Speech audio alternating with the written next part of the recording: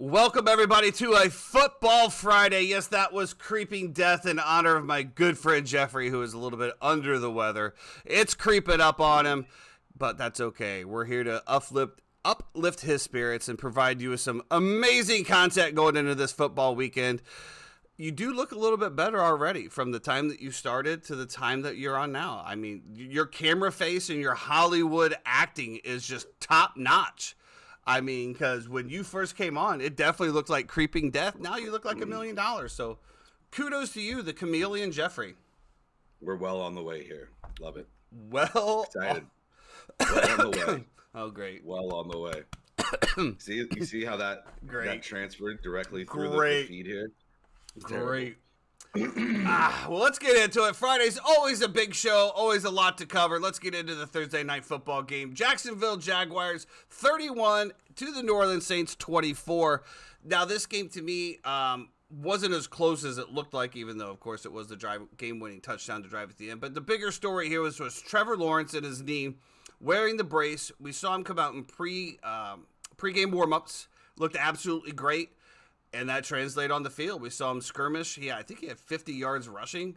Had a couple of great runs, skirmish. In the end, Trevor Lawrence and the Jags get it done in New Orleans. So while we look at Trevor Lawrence and say, okay, well, I think they're on a bye week next week, if I'm not correct.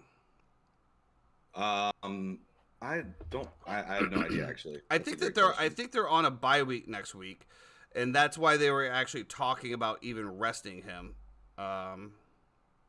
No, actually, there are no teams on bye weeks next week. I think their bye is coming up in a little bit. Wow. Yeah, they have a week 9 bye. So they play the Steelers next week, and then they're on a bye.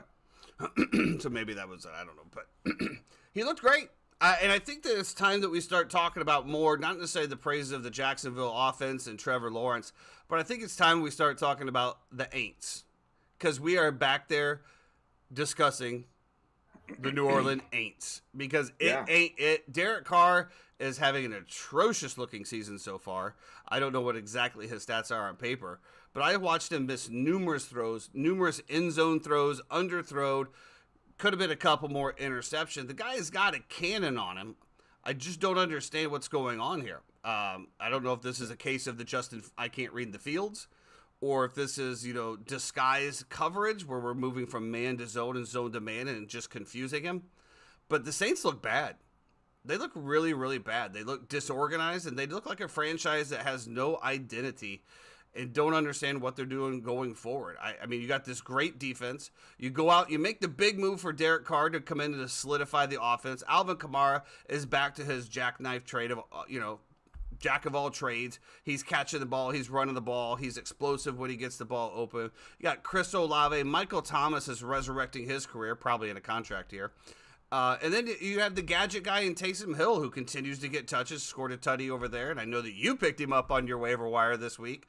I don't understand what's happening here. I mean, do we think this is all Derek Carr? Is this offensive scheming, or is this just the Aints being the Aints again? I think Pete Carmichael's not very good. I think Derek Carr's never been that good. And I don't think Derek Carr's a great teammate either. There was a few instances in this game where it came down at the very end. Listen, Derek Carr throws the ball 55 times. If you have him in fantasy, he hits 300 fantasy yards passing, so you're happy for the bonus.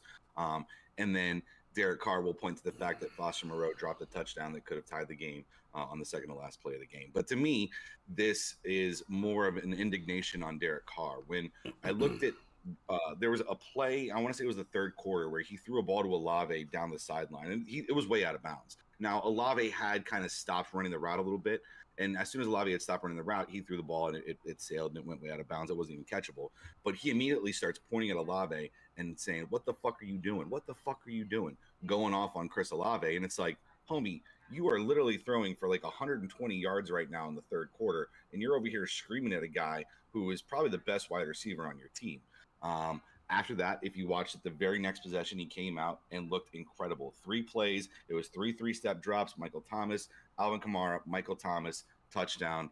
They kept it moving. Now, you transform to one of the plays at the very end. It was like a third and 15. He rolls out to the right. He throws the ball. He starts holding his groin like he's not going to be able to move, right? Everybody comes over. The throw is atrocious. This is where I say Derek Carr's a diva. He starts holding his groin, blah, blah, blah, blah. The entire training staff comes over. All of a sudden, after like 2.5 minutes, when you think Derek Carr can't walk, he hops right up and jogs right over to the sideline and sits down. Okay, that's fine. Maybe a little nut shot stinger? Not one. There was nobody even touched him, Tyson. Then Maybe we those go things are to swinging down there. and he's yelling at his offensive line. I don't know. I just thought it was a bad look. And then at the very end, he throws a ball. They had held on to all 3 timeouts, so that way if Jacksonville had gotten the ball back at the very end, they could use those 3 timeouts to then get Jacksonville to punt. Well, there's a play where it's 2nd and 10. And Derek Carr throws a ball and felt like a guy got through who's shooting and got through. And he's just sitting on the ground, shaking his head, looking at his offensive line like it's their fault. Once he finally stands up, well, now you haven't gotten the play received in. And now we have to burn a timeout because you're over there lollygagging on the side, acting like you're hurt. I thought it was a terrible look. I thought Derek Carr sucks. I think it's time for and honestly, Taysom Hill would be great in this offense. If you just lined up Taysom Hill and let him run over and over and over again, occasionally hit a deep shot downfield, I think he'd be perfect. But yeah, I don't know, man. Listen, as a Bucs fan, I'm excited that they're stuck with this guy for $100 million or $200 million over the next 4 years. So I think this is kind of what we're seeing as a stigma in the NFL now. And, we have a lot of mediocre teams and a lot of bad teams, but when you look at the root of the problem, it's a lot of mediocre quarterback play. And I think that's why when we talk about the number 1 pick and, the prospect of, someone as a generational talent coming in, because it is so hard to get a top tier quarterback in this league. We were talking the other day in a stream I was in, actually last night, and we were talking about offensive linemen versus defensive linemen and the struggles that it seems that most offensive lines have. Now, why is that? Well, when you go back and look at the defensive players and what they have improved on, right? We're seeing, I'd said that they're skyscrapers. You got 6'8" defensive linemen now, 280, 300, 325, running a 4.2 40. Like, the game on the defensive side has never been quicker, in my opinion. And to just basically try to pop up and try to plant one leg back to stop somebody that's literally bull rushing you. I mean, I would not want to be an offensive lineman, that's for damn sure. But to your point, with Derek Carr, you're obviously going to see some growing pains with a new quarterback in a new system.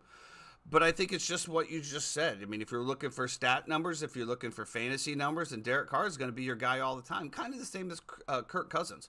But is he going to be able to provide you that big win, that big drive when you need him the most? And if there's a team that will get behind a quarterback when you do something right, it is New Orleans. But they're also going to ride you when you're terrible. And we saw some boo birds in the first half. Excuse me. It was so funny. You see, they had the search bar in the crowd, and it was like search and it had offense in it with a question mark. Like somebody was trying to Google offense for them to be able to figure it out. Didn't have the ...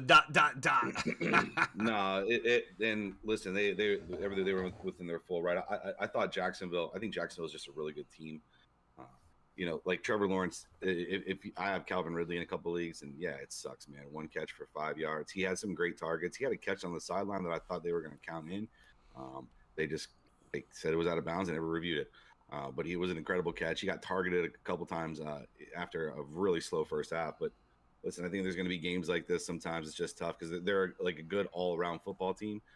And so it's not like the Vikings and Justin Jefferson where he's just going to get peppered, which we thought there was a connection there between him and T-Law that could be really dangerous this year. But Trevor Lawrence has been, listen, he's really good. Eight rushes last night for 59 yards. I mean, he's just really good at pulling it down and going. And if you have Kamara, I mean, guy's a fantasy monster, right? 12 catches, 90-something yards. I mean, this is why you draft him knowing he's not playing for the first 4 weeks. Incredible, dude. Incredible. Well, I mean, I think the Jacksonville offense, I think it goes under Travis Etienne. It goes right through him. It seems like, when Travis Etienne has the ball, rushing, passing, whatever, it opens up everything. That offense absolutely runs through him. Trevor Lawrence is doing what he has to do, taking what the defense has given him, to your point, running when it's open, and continues to, just take what's available. Don't turn the ball over. Take what's available and move it on. And when you have a back like, Etienne that's continues to be an explosive hit the holes type guy and able to get those extra yards not only running but passing. I mean, kind of a la Alvin Kamara. You're going to end up with a good speed. That's for damn sure. So anyway, the Jags get it done going into New Orleans. We'll see how Trevor Lawrence looks. We got a long week, going up to next Sunday now to rest that knee, and then a bye week afterwards. So we'll see what happens here with him. But he definitely looked really, really good. And showed no signs of a knee bothering. Now, whether that was the varsity blue shot or the little blue pill, I don't know. We'll have to find out. Let's get into it. Let's get into this Sunday's breakdown of NFL action. We're obviously going to start off in Chicago, where the Las Vegas Raiders are coming in with no Jimmy G and a disgruntled Davante Adams. Now, the Bears are obviously just in complete shambles. Justin Fields doesn't appear that he is going to play. We are going to start the rookie, Tyson Bagnet. And the biggest question that I have for me is Roschon Johnson is still not practicing 2 weeks later from the concussion. Now, as somebody that has him on the bench and I need him to start this week, that's obviously a concern of mine. But we saw Devontae Foreman and Jay, what's the other guy's name? Neil. I want to say Neil. We saw them put up some good numbers last week. They had great success running the ball. Justin Fields did not have a very good success running the ball, but I think this is just one of those games where you look at it, if you're a Bears fan, the season's over. Obviously, we know this. There's nothing that's going to happen. We get to see what the backup is going to be able to do here. You know, there's not a lot of uproar in the Chicago fanhood as regards to Justin Fields not playing. There's obviously half of the fan base that's ready to move on from Justin Fields, half of them that's not. I actually have no idea what to do. He looks like freaking Dan Marino some days, and he looks like Russell Wilson the other. I don't know what is going on there. But the question on the Raiders side is who's going to start for them. Is it going to be Brian Hoyer, or is it going to be Aiden O'Connell? I think they're going to go back to Brian Hoyer, which does not bode well for Aiden O'Connell. It was like, hey, bro, when am I going to get a shot? You had one. You got, what do you have, 6 plays? 6 plays before they pulled him out of that one. But we got 2 teams here that are just absolute shambles. How either team is favored is beyond me, but yet here we are. The Raiders are favored by 2.5 in what we will call the shit bowl game of the week. Yeah, I think I actually have this line close to 3 for Las Vegas, or at 3 for Las Vegas. I do kind of lean Chicago here. You're talking about a short dog at home, playing a team from the West Coast, going out to play a 1 o'clock game. We saw that in 2 spots last week that I liked both of them. That was going to be Seattle going out to Cincinnati, and then also we liked the Browns playing the 49ers. So we were on both of those. Those were 2 of our hits that we had. I feel like this could be going back to the well again. They're a poorly coached team in terms of the Raiders, but my question is, can you just stop Max Crosby? You know, and then this Bagnet kid, like last year, he was playing against like some D2 Bible school. I saw he did set records in D2 Bible school though.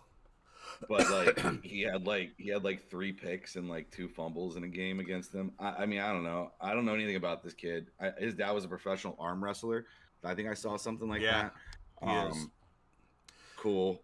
I mean, from the short sample size that I got, in the other game, I do like the fact that he whips the ball out fast. He's definitely not holding it, but we'll see. I mean, I don't know, dude. I don't know. It's Bears football. It's gonna be shit. What are you gonna do? Let's talk about somebody else. Let's talk about somebody a little bit more appetizing. The Atlanta Falcons are heading into Tampa Bay this weekend, which I do have tickets available. If you want some tickets, please hit me up. Face value, they're yours. Falcons heading in the Bucks. Bucks favored here by 2.5. You know, Bucks are coming off another atrocious offensive game. Baker Mayfield come out and said, I sucked. I got to be better. We talked about Mike Evans and the drop balls. We talked about no running game here. Now we're going up against a Falcons defense that has shown that it can be very staunch at times and able to shut down the run, which the Bucks have done. So therefore, it's going to rely on Baker Mayfield's arm.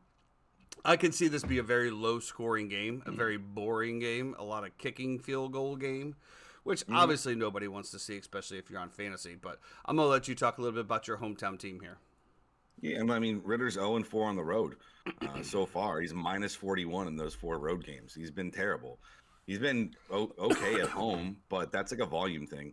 I think the Bucks defense shows up here. It's a divisional game. It seems like Bucks just had a letdown last week, and there's no real excuse for it. But I mean, a couple different drops, a couple different tips, things bounce differently against the Lions in that game.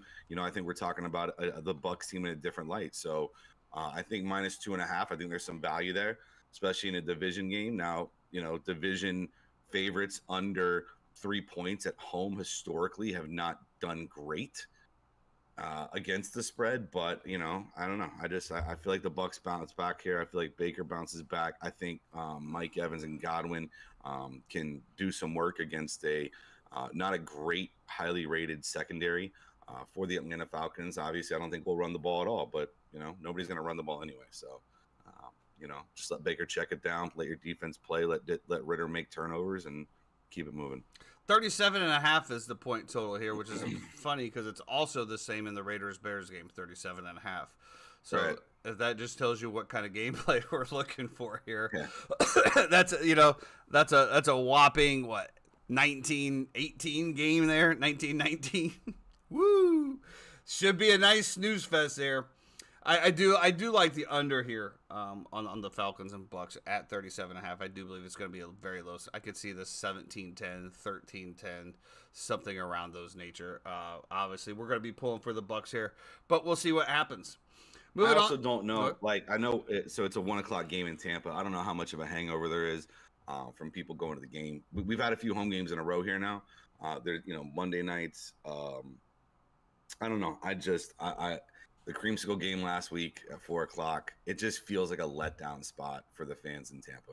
As a Tampa fan, I know this. I know that this is a game that is like not even just two-thirds. There's a third of the stadium is not going to be full. I tell you, because it's beatdown weather. 1:00. I mean, most of the people that are in our sections are all sitting in the back watching it on TV because it's so dang hot. I will say this: the Tampa Bay fans deserve more 4:00 games, regardless of how it works out with the TV schedule. Because I've never seen a fan base come more alive for tailgating and wanting to be a part of something before the game. That was the first time that I had no problem selling a parking pass outright. People were fighting for parking passes. I sold mine for $75. I mean, for a parking pass. I mean, 1:00 games in South Florida, it's just not it, man. It's just not it. It's just, and I guess maybe that's why they want a dome. But on the same token, it's like you're still not really tailgating. TJ, is Rachaad White the most unathletic running back in history? I don't know about history, but it seems he's having close. He's having a few struggles here. You ever watch his college tape? It's not impressive. I'm glad he's on our. I did see a little buzz about that. As if the Bucks would have won against Detroit, would they actually go out and try to trade for a running back?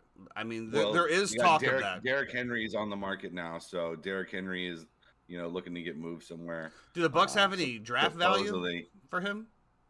Yeah, I mean, I think we're fine when it comes to draft capital. I don't know how great we are for cap hits. I mean, you're talking about a running back who's owed, $19 million. I don't know what that would look like in terms of what you're going to pay, because everybody we have in the running back room right now is on rookie deals. So, yeah, with no cap room, that might be a little tough.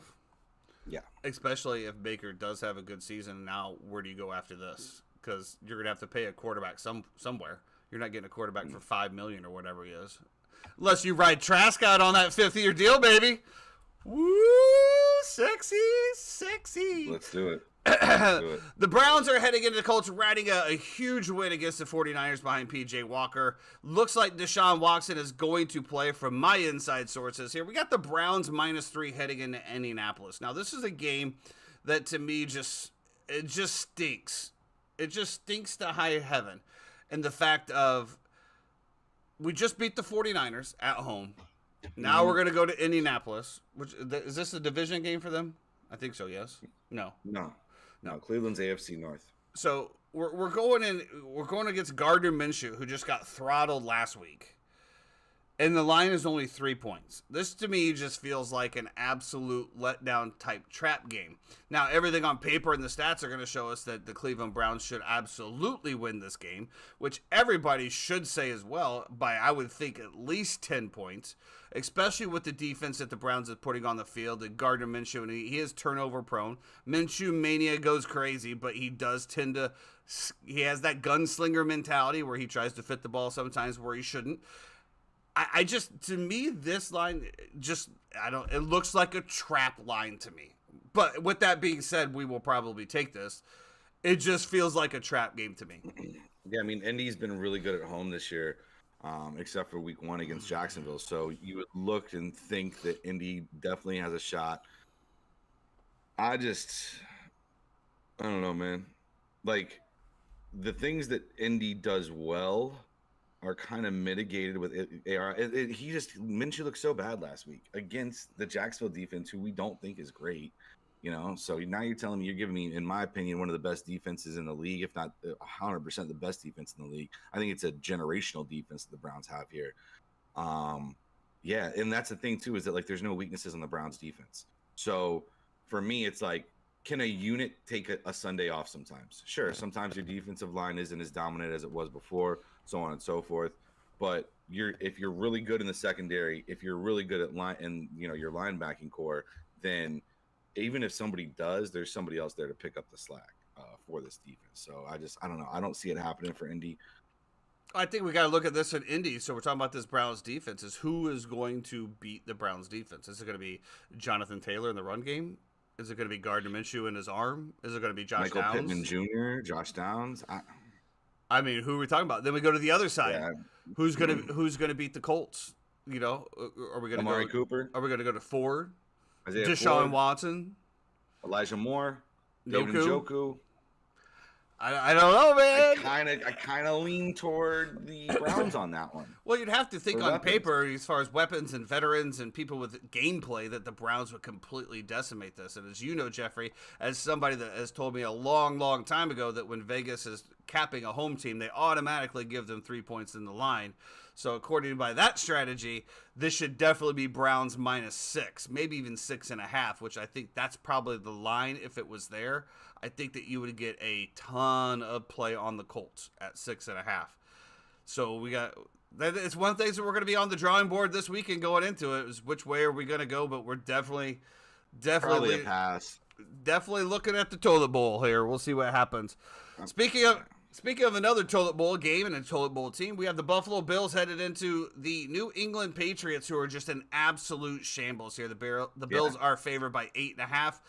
Belichick is now, for all intents and purposes, coaching for his life. Mac Jones is trying to stay in the league and not end up as a Mitch Trubisky backup quarterback. Everybody's about to get fired from the New England Patriots. Wow. And then we have the Buffalo Bills coming in. So which Josh Allen and which Buffalo Bills team are we going to see? Are we going to see the one that just continues to hammer the throttle? Or are we going to see the one that just puts it in cruise control and tries to win the game?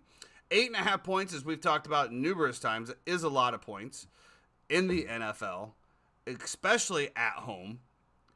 I don't know. This just seems like... I think that the Bills win, but this is one of those stupid things where I feel like a late Josh Allen fumble or scoop and score covers this line. Yeah, this is like one of those things where, Mac Jones is an underdog, hasn't covered in 13 straight games. So you're talking about, the Sharps know that eventually this is not sustainable. 13 straight games to not cover as an underdog is incredible. But it's like, and let's listen to this pod. Guys, I know guys who have bet it every single week, literally every single week, and all the money that they won for 20 years on the Patriots is gone because they just keep. There's no way this is possible. It is possible that Mac Jones and the Patriots are that bad. The thing I'd see from the Patriots, they can't touch us. They just look disinterested. That's not a team that's out there trying to come together to snap a streak or to win a game. That's a team that's going out there trying not to get hurt to collect their paycheck. And that's what I see every Sunday on that field. I see heads down. I see people going through the motions, wide receivers not running the sharpest routes, Mac Jones trying to throw the ball, even in Bill Belichick. Now, Bill Belichick rarely shows emotions. He just looks to me like a guy that's like, you know what, fuck this shit. I'm going to go get me a Dominican excursion. And you thought I was going to go somewhere else, didn't you? I'm going to go down to the Dominican, have a nice excursion. Yeah. Jesus. I mean, I'll ride off into the sunset for a year, and then I will get, or I take off, I'm there, and then, we part ways at the end of the year. And then I look to go out to nice Los Angeles, and I go coach Justin Herbert of the Los Angeles Chargers. I mean, there's plenty of opportunities. We talked about that before. Like, Sean Payton's got to be banging his head against the wall. Why didn't I wait another year? I could have been a Fox analyst one more year, not dealt with Russell Wilson and his mantra bullshit, and I could have went and coached Justin Herbert because, let's be honest, at the end of this year, that dude's fired. Regardless of what happens, that dude's fired. You have a generation. Well, you have one of the top 10 quarterbacks in the league, which we just talked about. More mediocre play is so important. You got one of the top 10 quarterbacks, and you can't win. Same thing with Mike McCarthy in Green Bay. You got one chip with Aaron Rodgers, who was arguably top 3 quarterback, top 5 quarterback of all time, and you only got one chip. Those are the types of things that get coaches fired, and it's a what have you done for me lately league, and you haven't done shit. So we'll see what happens. But I definitely think I said this at the beginning of the year as well. When they started struggling, I felt like that this was kind of the end of the road for Belichick. I said the same thing about Saban. These older guys, man, the game has just changed. The game has changed. It's not the same game when Brady was at his peak in New England and you were winning football games there. The biggest thing that I have as far as Bill Belichick and all of this is to, people that are saying, well, his legacy is being tarnished by this. His legacy is absolutely not being tarnished by this. It does bring up some questions, okay? Because obviously when Tom Brady goes out and wins the Super Bowl the next year after leaving you, and you have really continued to struggle. But on the same token, we've also talked about the New England Patriots and their salary cap and the decisions that they've made and how they've really never paid anybody. They always just kind of get those scraggly guys on those couple-year deals, bringing in veterans, Randy Moss. You had the Wes Welker, which, Wes Welker just put up amazing numbers. Danny Amendola, those little guys. Aaron Hernandez, Rob Gronkowski, stuff like that. People that never really got out the big, huge numbers, but put up numbers of star athletes, and they were able to continue to do that. But we'll see what happens with Billy B here. I have to think he's done after this year.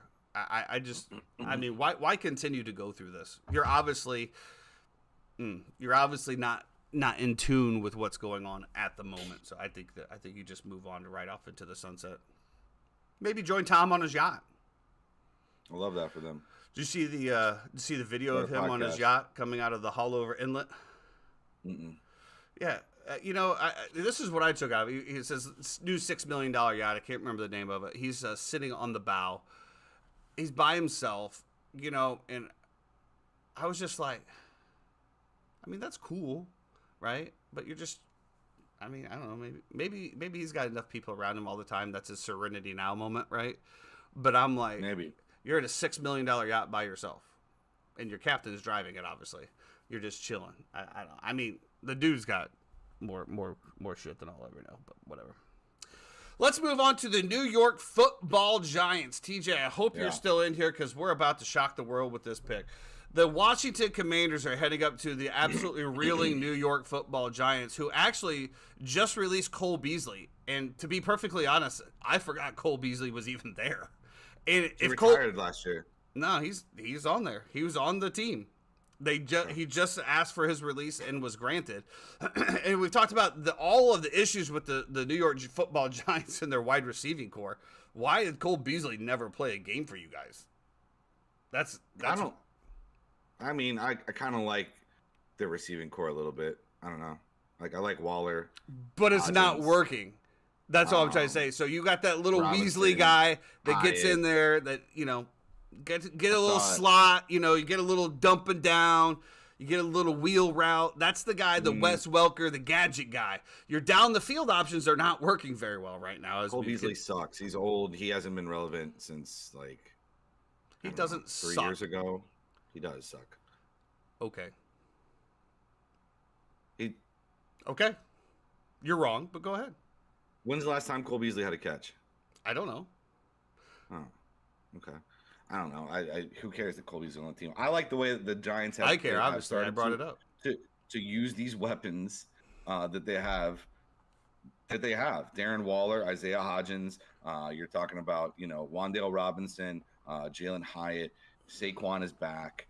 I think if you look at it, the Washington Commanders got doubled up by the Falcons in terms of yards last week, but they still won and covered the game. I don't know. I kind of like the Giants here. Division dog. They're catching 3 points at home. I think we have good push value here. I think it's probably one of our Circa plays. The Commanders. Dayball's a better coach. They both look like shit. I mean, let's be honest. This is exactly the thing. We're going back to the Bears-Raiders shit bowl game. This could be a shit bowl game, take 2. But, again, what's the over-under on this one? Let's see here. We are at... No, that's the other 30. Hey, go Shocker here. 37.5. The exact...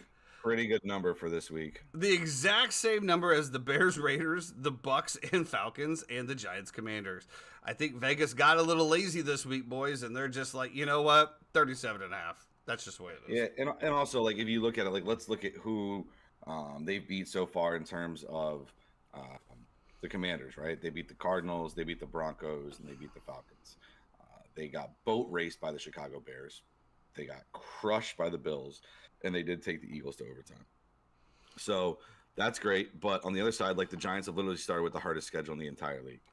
I mean, it's ridiculous if you look at how they started with Dallas. Yes, they beat Arizona, but then they play San Francisco, then they play Seattle, then they play Miami, then they play Buffalo. Like, that is a murderer's row to start your year. I feel like it's going to start to ease up a little bit for them. Dayball will get this team back right. I think it starts right here with a big win against the Commanders. Well, the next one you got Commanders, Jets, Raiders, Cowboys, and then Commanders again, Patriots. So it does definitely ease up a little bit. To end the schedule, though, they do have Eagles, Rams, Eagles. That's not great. Not ideal. I don't understand why. I mean, guys, NFL, we got to space this out again. There's no reason that you should have to face the Eagles twice in 3 weeks. That's ridiculous. Get your shit together. IA Watson or whatever that does that. So, yeah, we'll probably be on the Giants this week. One of the bigger games that we have going in, the Detroit Lions are heading into the Ravens this week, which we saw that the Lions pretty much shut down the Tampa Bay Buccaneers. And I said after that game that the Detroit Lions are absolutely for real. However, the Ravens, I feel like, are definitely on the uptick here. We've had a few issues where we had some drops. We didn't see that last week. We're starting to see a Ravens offense that, if they can get their red zone woes taken care of, is going to be one of the prolific offenses in the league. I think this is a big letdown game for Detroit. I think that they are riding super high. I think this is the highest that the Detroit Lions are going to feel at the moment, and that's why I think that the Ravens will gut punch them, give them a little bit of reality check, which they will need, and the Detroit Lions come out 5-2, and the Ravens win, cover easily by 3, I believe. I think we're probably in the 7-10 range, to be perfectly honest. Yeah, we're in complete lockstep here, honestly. I think this is the highest the market will ever be on the Lions this year. And now let's look at what they have and what they really do well. Okay, well, Jared Goff is going to be playing outdoors in what's going to be a weather game. When we say weather game, we're talking about winds over 10 miles per hour.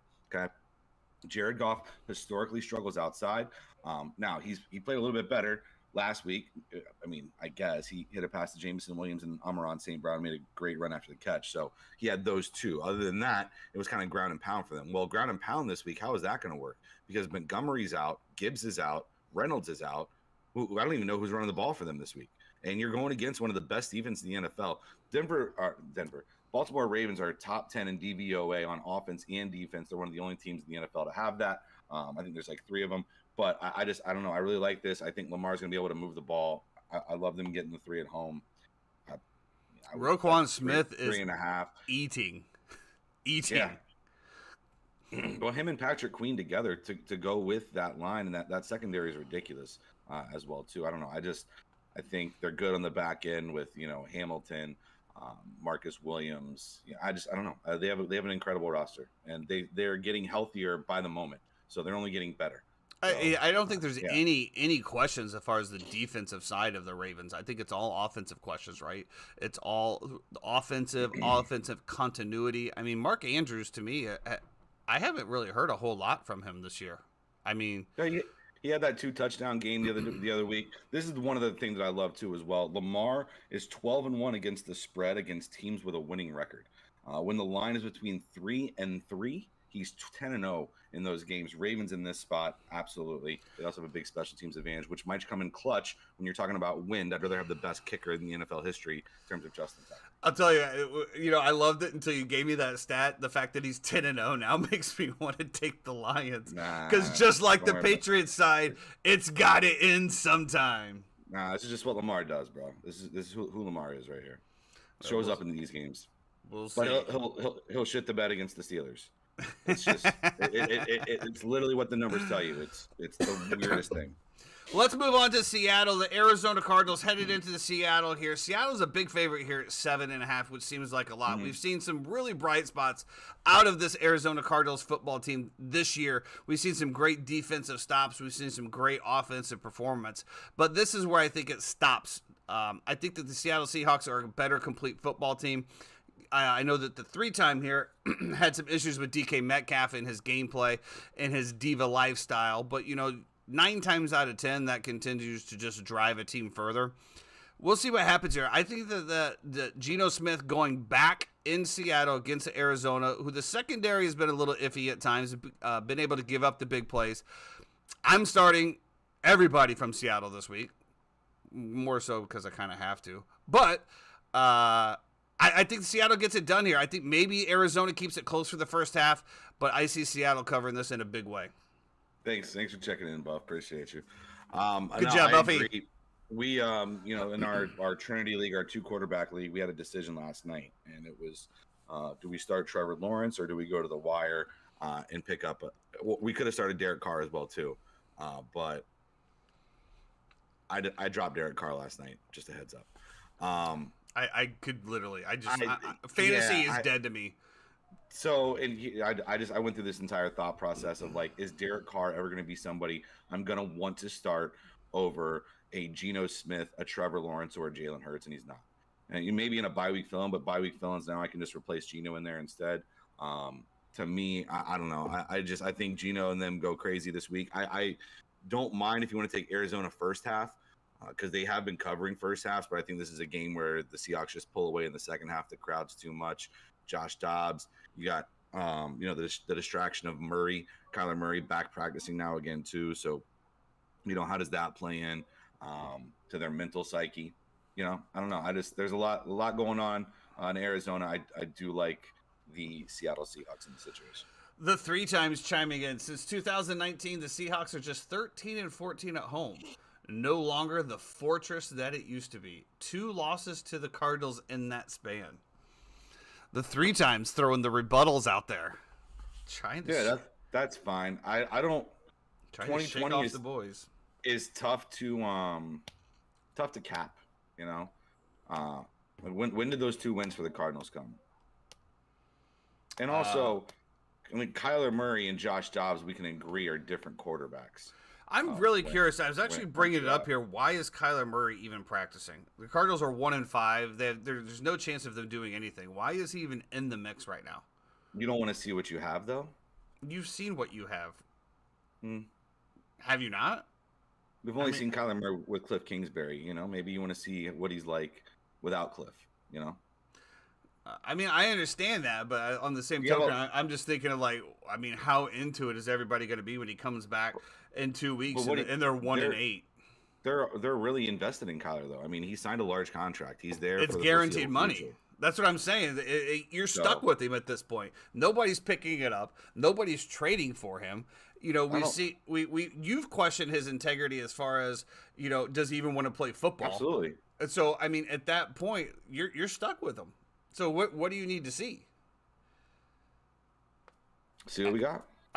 Whatever it is, that's what you're stuck with.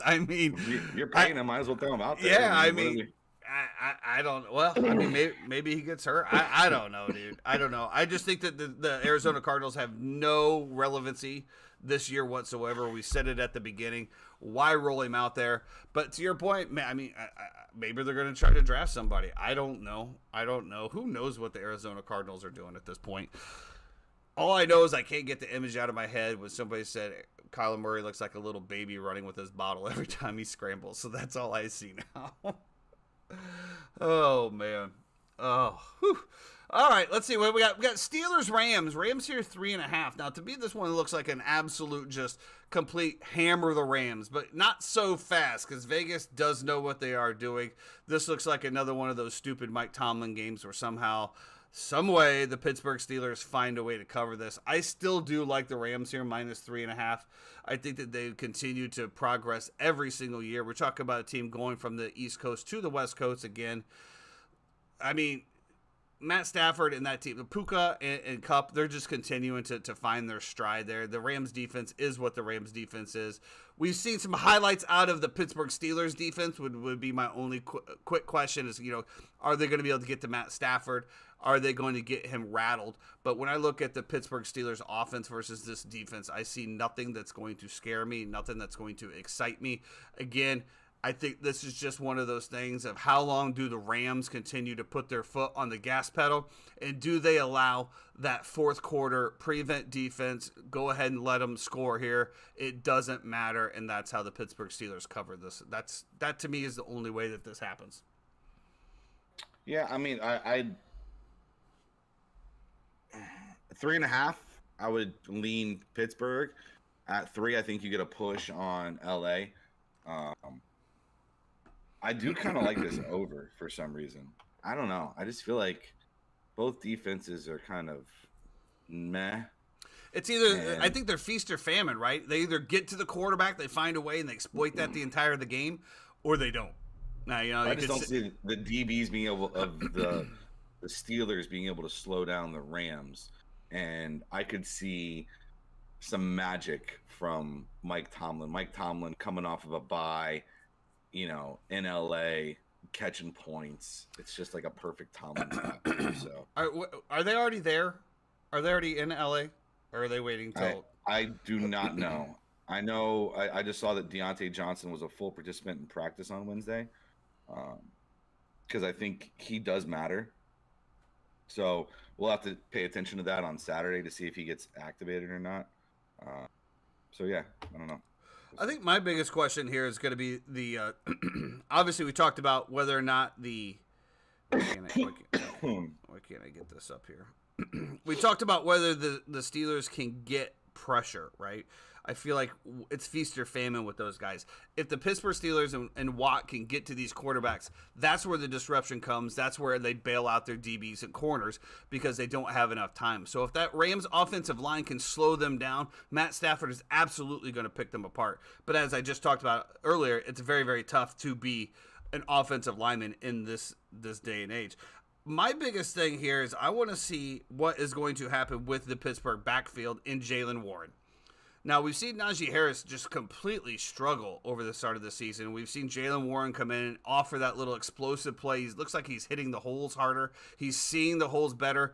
I'm very curious of what's going to happen with that backfield. I've already talked to a few Pittsburgh Steelers fans. They're of course ready to move on from Najee Harris already, because again, that's what they've seen. They've seen more explosive plays out of the backup. So that's going to be one of the things that I want to see what happens here. Can the Pittsburgh Steelers establish the run game against that Rams defensive line? And for the other side of the Steelers, can the Steelers get the pressure on Matt Stafford to not let him pick you apart? Because, again, if we've seen it with mediocre quarterbacks, if you give them enough time, they are going to pick you apart regardless of who they are. Yeah, no, I agree. But I kind of do like this over. I don't know why. Just screaming my name. I want to scratch an itch here. 44 and a half seems. That's the loogie in your throat, bro. You just got to cough that up a little bit.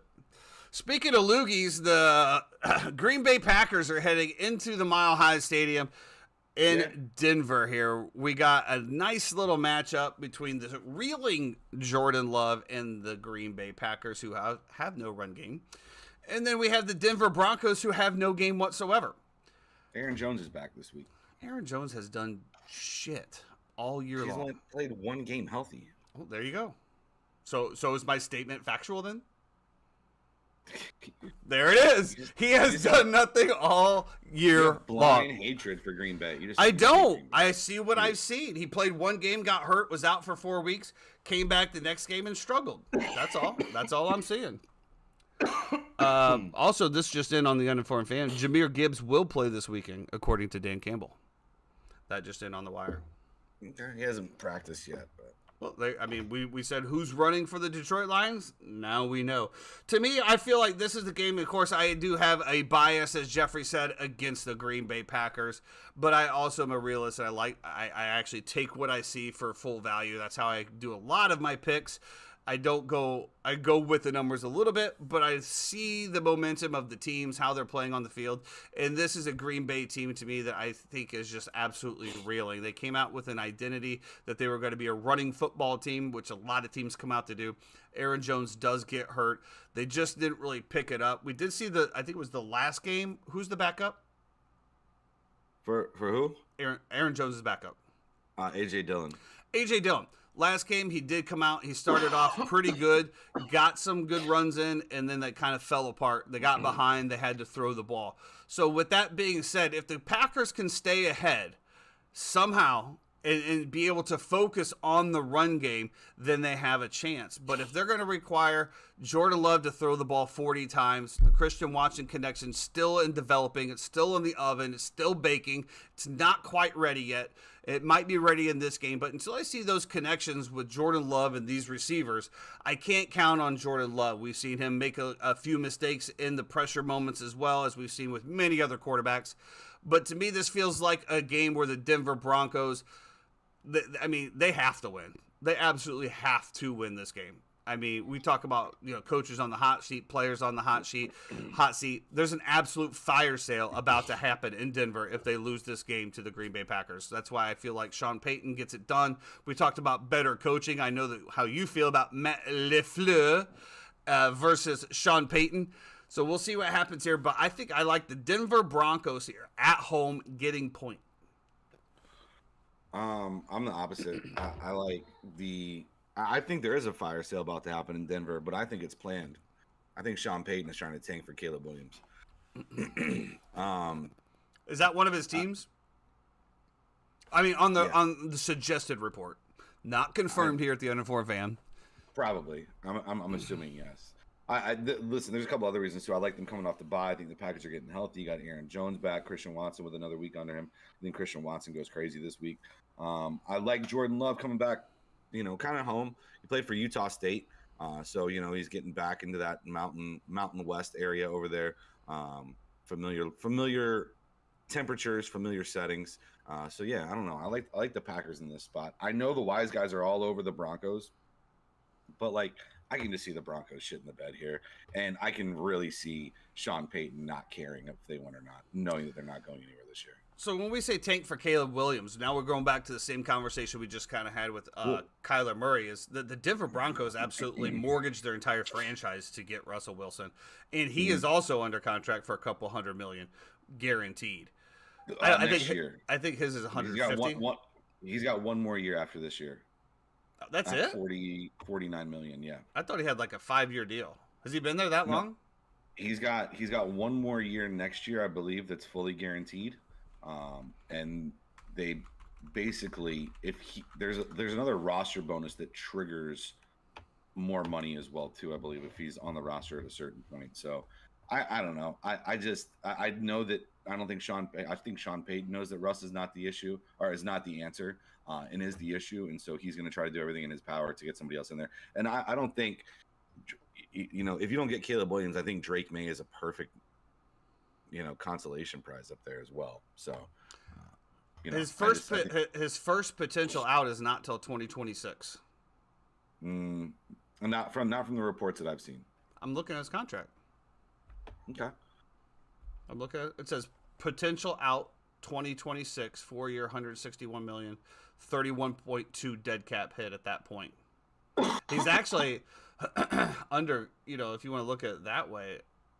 So yeah, it's a 4-year deal that he signed, or 5-year deal from 2022.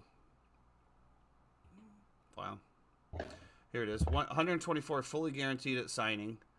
2022 salary bonus, 2024 salary bonus, 37 million 2025 salary, fully guaranteed.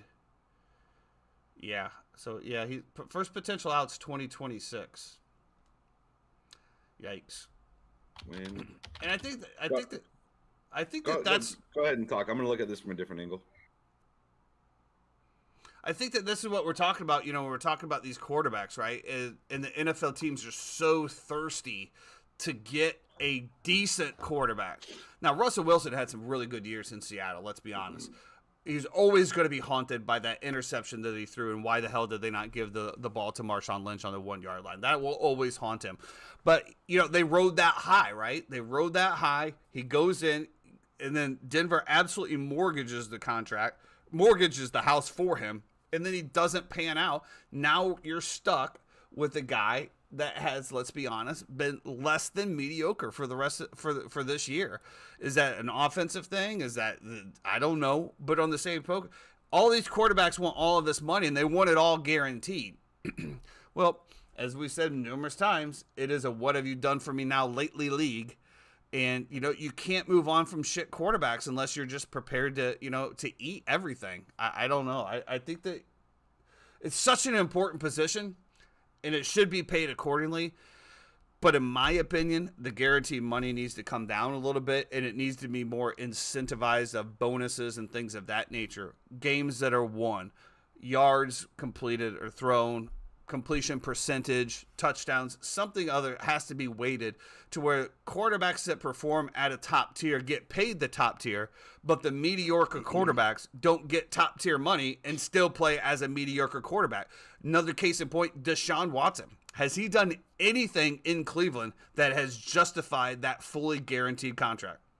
Well, let's see what happens to Deshaun this year. So what I'm seeing here is that they definitely owe him for 2023 and 2024. But if they cut him as a pre-June 1st cut, they can absorb all of the cap hit into 2025, and they can also add void years onto the contract.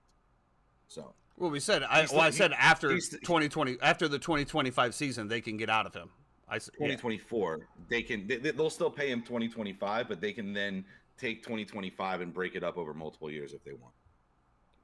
So they would still be on the hook for 2025, and 2026 correct, they would be out. But just like the Bucs did with Brady and with a bunch of players as well too, who are vets, where you can add void years to the end of their contract, instead of having cap hits against them immediately.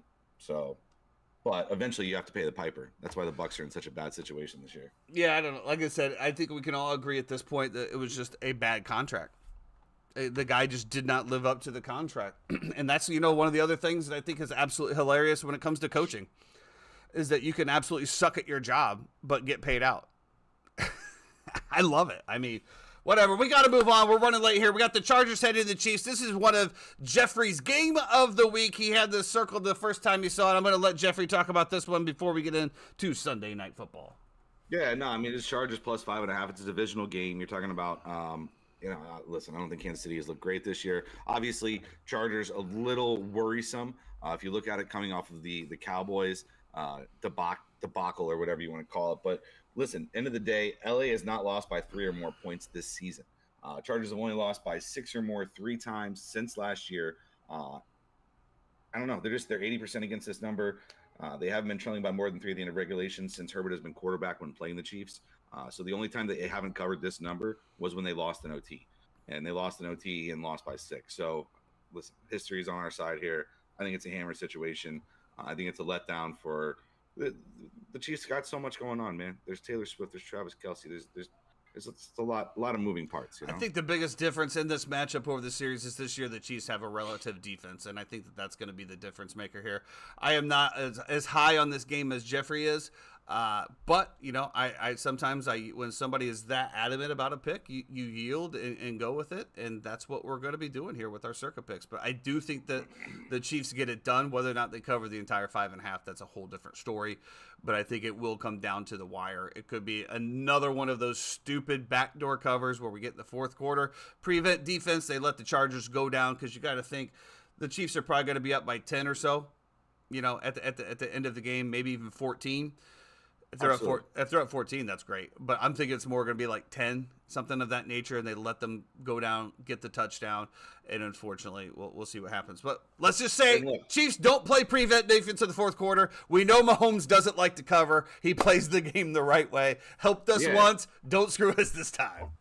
Listen, Kansas City is 14-27 against the spread when favored by more than a field goal since 2020. So, Mahomes when favored by more than a field goal is not great in these spots whatsoever. Divisional road dogs against home favorites that have covered in 4 of their last 6 are 81% against the spread. Teams that have less than 7 days to prep against teams with 10 days or more, 45, 35, and 1 against the spread the last 20 years. Like I said, we'll be taking it. I think the only difference between all those numbers is Kansas City finally has a viable defense. That's my only thing this one. Let's get into Philadelphia, where this is just going to be one of the probably most watched games here. The Miami Dolphins headed into the Philadelphia Eagles. Eagles favored by 2.5 here at home. We've talked about good ways that we can beat the Miami Dolphins. A lot of people are on the Eagles here. This line has not moved one bit, which to me was a little surprising because I thought going toward Philly. I thought that the money would have poured in on the Dolphins from the public side, and then the Sharps balancing it out here on the other side. This is just one of those games where if the Philly defense shows up and gets pressure on Tua, then absolutely the Philadelphia Eagles win. If the offensive line can give Tua a little bit of time, hit Cheetah on those crossing routes, there's nobody catching that dude. What an amazing weapon to have. I think this, for me, is just going to be one of those things to just sit back, relax, and enjoy the ride and just enjoy the football game, and that's what I'll be doing on this game. Yeah, I love the Eagles here. Love the Eagles here in this spot. Right? It's a weather game as well, too. Listen, now you can say the Dolphins have the best run game in the league. They absolutely do, but they set their run game up by being able to exploit deep passes down the middle. That's what opens up their run game, is because you have to respect it so much. Now, when you can creep 8 or 9 people up in the box, because this is going to be a weather game, there's going to be wind, it's going to be tough to push the ball down the field. Does Tua have the arm strength to cut through wind and be able to get the ball down to Tyreek Hill? I don't think he does.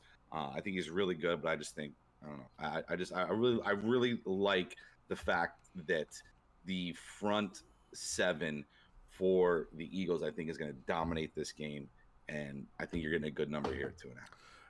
If Miami and Tua cuts through this wind and beats them, is Tua the MVP favorite moving forward after this week?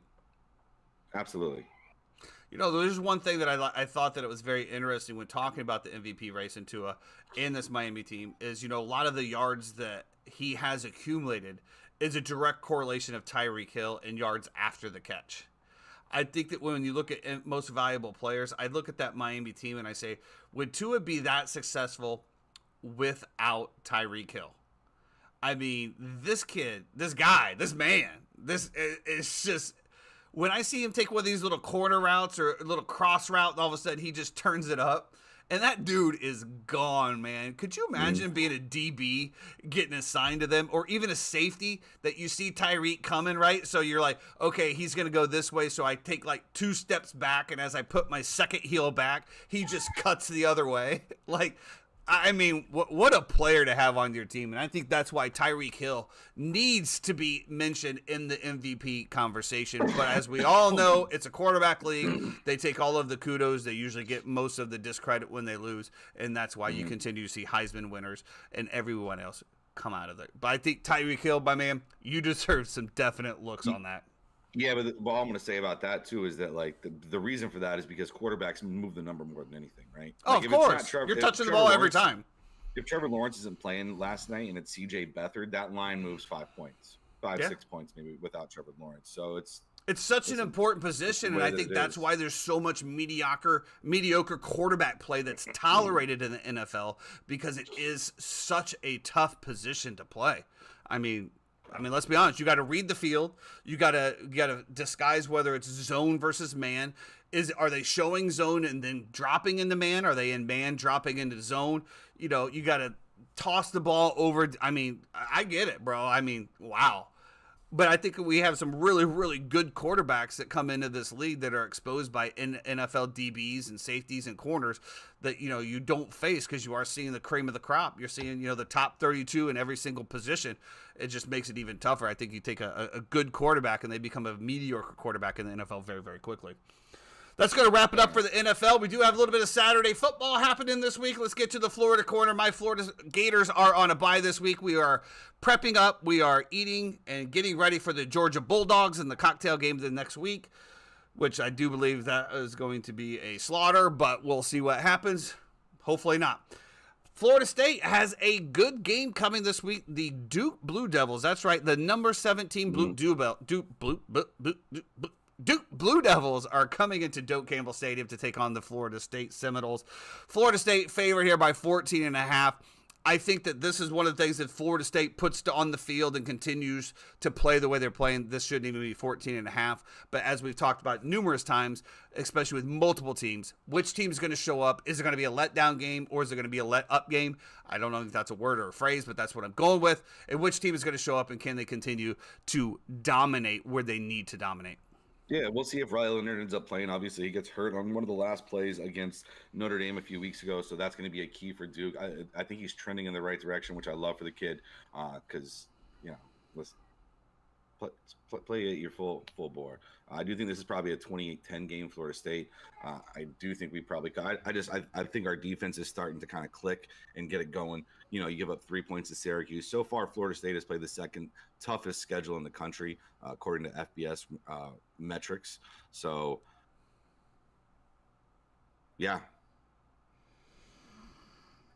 Sorry. I know the SEC transformed into the Big 12 when it comes to defense, but – Well, I just remember us and you as well ragging on the Florida State schedule, talking about how the two toughest games they had were against Clemson and what was the other one?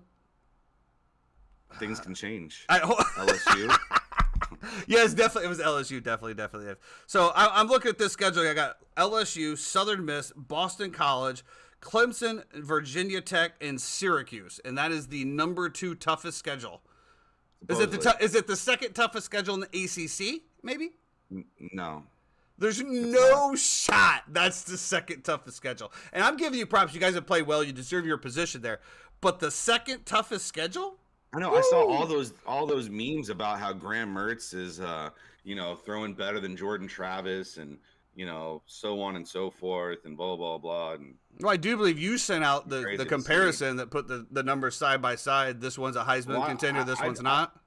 I just thought it was funny that somebody was sending that. And the context is obviously Graham Mertz had played one more game than Jordan Travis. Also, who had Florida played this year? It was I think there's like a Chattanooga in there. And well, we started off with Utah, who was ranked. The other one that y'all played as well too. Anyway, is this what we're doing? Is this what we're doing here? I didn't come out and say Florida had the toughest schedule in the college football. I definitely did not say that. But I will say this: they had Utah, McNeese State, and Tennessee, Charlotte, Kentucky, Vanderbilt, South Carolina. I will say that schedule is tougher than Florida State has played. You're joking, right? No, I'm not. Okay. So Vanderbilt. No, there's some cupcakes in there, of course. I mean, when you look at the Florida State schedule, who have they played that's tough? They played LSU and they played Clemson. Those are your 2 tough games, right? Clemson, who hasn't been ranked the entire year, right? They were ranked. They were not ranked. They were actually unranked when you played them, and I actually brought that as a point that they were unranked. You said they haven't been ranked all year. They were ranked, and then they lost to Duke. Oh, I apologize. They were ranked out of their first game of the year. Many apologies. Many apologies there. Whereas, I put Utah in there, right, who is still ranked, I do believe, 14th here. Tennessee was ranked 11th when they also played them. Kentucky was ranked 24th. They were also 5-0 going into that game. And, South Carolina, I'm not saying that South Carolina is a big game or anything of that nature, but I'm just saying, when I look at the Florida State schedule versus the Florida versus Florida State, I'm not like, oh my God, the Florida State Seminoles have such a tougher schedule so far. That's just me. I wouldn't think so either. That's just me. But anyway, Florida State in there, 14.5. You did bring up the point, as far as the quarterback comparisons. I mean, obviously nobody's looking at a Florida quarterback at the moment with their record and being absolute shambles as a Heisman contender. But that also goes based on your record. I do believe Florida State deserves all of the kudos, and I do believe they should handle Duke very comfortably here. I just hope it's not a look-ahead game for them. I don't know who they have coming up, but I just hope that they play and they respect Duke and they just put their foot on their throats and just dominate. For you, buddy. For you. Thanks, man. I'm here for you. Just like the Cowboys over there. I appreciate y'all, man. I appreciate y'all. So we do have Miami. Miami is at home versus the unranked Clemson Tigers, who are favored by this game in Miami by 3 points. Now, to me, once again, this is just a line that I'm looking at. Like, how the hell are they favored in Miami? Well, I'm going to also go to the fact that nobody goes to the Miami games that roots for Miami. There will probably be a more Clemson crowd there than Miami. Probably 50-50, if not, maybe 60-40. But then we've also seen the absolute shit show that the Miami team and coaches have put on. What do you expect out of this game? I think it'll be a really good game. I think it'll be back and forth. I think both defenses can play. I think both offenses can move the ball. Van Dyke has looked great in spots. He's looked terrible in spots. Klubnik, same thing. Listen, if Clemson doesn't fumble the ball 3 times inside their red zone against Duke, we're completely changing the narrative on what we think should be happening in this game. So I don't know. I just feel like there were some fluky plays that I've seen in Clemson's season so far. Obviously, they missed the kick against Florida State. They've had some tough luck. I like Clemson in this spot. Sounds good. Rounding out the UCF Golden Knights, heading to Oklahoma for an absolute bloodbath. The number 6 Oklahoma Sooners only favored by 17.5. To me, this is a first half Oklahoma line, a second half Oklahoma line, and if for some godforsaken reason they actually get down by a score, please take them live immediately. That's just my take on that. Any take on the UCF Golden Knights heading to Oklahoma? They're going to get crushed. They might get crushed. Top 25 teams. We do have a great game going on in the Horseshoe. Number 7, Penn State, heading into Ohio State, -4.5. This looks to me like a game that's going to be a slow rolling grind fest. With that being said, I am rooting for Penn State because I don't think there's anybody out there that really enjoys Ohio State unless you're from Ohio State, went to Ohio State, or live in the godforsaken state of Ohio. So, with that being said, go Nittany Lions. I agree. I like Penn State in this spot. Sorry, I'm just out of it. He's in shambles. That's all right, guys. We are gonna help. We're gonna move it. Go ahead. You know, if a cougar is an older woman who likes younger men, you know what an older man who likes younger boys are? Sandusky. A Nittany Lion. I do remember that joke. I'm glad to see we brought it back. Always thought it was funny. It's been down for a while. Moving on, we got number 17, Tennessee, heading into Alabama. Number 11, Alabama, -8.5. Again, I'm not going to clip that one. I think this is going to be a game where Alabama definitely covers the first half and probably covers the whole game. I don't know. Honestly, I could give 2 shits about this game. I don't know, man. Saban loving him some Milrow. This is in Alabama, right? Yeah, in Alabama. We'll see. I kind of like Alabama in this spot, too. What's the spread? 8.5. Never mind. Give me Tennessee 8.5. Number 14, Utah heads into the God sin of a quarterback, Caleb Williams, and the UCS Trojans -7. I don't know. Whatever.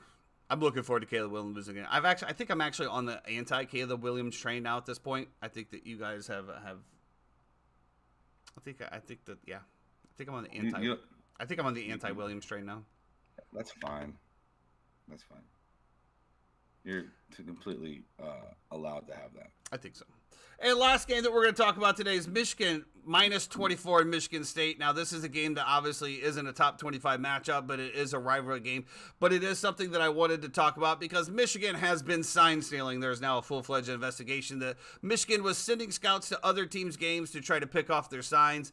To me, I don't. What the hell are we talking about here? I don't. Why is this even?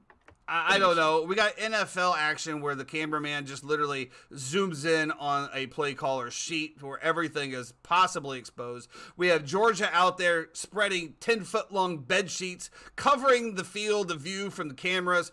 I don't understand what is so important in college football that we have to act like we're in Dr. Evil's secret lair and the code to get out is wrapped behind these sheets. It is not the end-all, be-all. We can see how you're lined up. We can see what the defense is presenting. We can call an audible. I have no idea what the secrecy is behind college and the banners and the bed sheets and all of this shit. But Jim Harbaugh is a cheater. I will say that.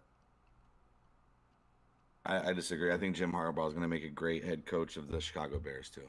Yeah, worked out well in the 49ers camp. Why did he leave over there? He wanted more control or something? Yeah. Well, I mean, if you're going to leave the 49ers gig, I do believe he took him to the NFC Championship that year. Kaepernick. And then, it was Kaepernick. Never mind. Say no more. Lastly, the Formula One race is headed to Austin, Texas this week. We are back in the Americas. We will have some prime time action here on Sunday with that race. So Max Verstappen, defending champion. Max Verstappen, we'll go ahead and just give him the crown this one as well, unless he wrecks himself or something of that nature. We'll just do that. Congratulations, Max, on your win in Austin this weekend. That's going to do it for the Uninformed Fan here. Big shout out to my partner, Jeffrey, for pushing through during his, creeping death syndrome that is beginning to infect him. Please go out and see him at your local watering hole or on your weights table. He'll be sure to take care of you. Everybody, have a great weekend. We'll be back. Be sure to check out Instagram for our Circa picks on Saturday evening, as well as our Mortal Locks on Sunday. We'll talk to you then. Everybody have a great one and stay out of the left-hand lane.